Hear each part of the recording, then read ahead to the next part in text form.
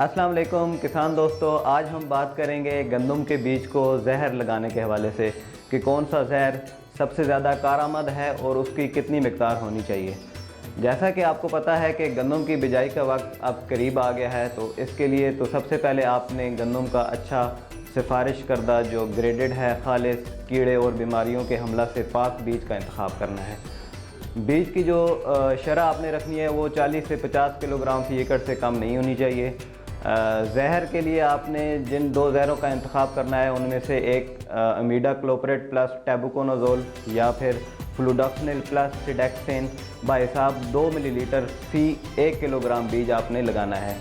बीज को जहर लगाने के लिए कोशिश करें कि आपने घूमने वाला ड्रम इस्तेमाल करना है। अगर वो आपको ड्रम दस्तयाब नहीं है तो एक प्लास्टिक का तोड़ा लेना है, या जिसे आप गट्टू कहते हैं, बोरी कह सकते हैं। उसमें आपने जो सिफारिश करदा मिकदार जहर की और बीज की डाल के उसको अच्छे तरीके से हिलाना है ताकि बीज जो है जहर जो है वो हर एक बीज को अच्छी तरीके से लग जाए। गंदम के हवाले से मज़ीद मुफीद मालूमात के लिए आप बाखबर किसान की मोबाइल एप्लीकेशन डाउनलोड करें।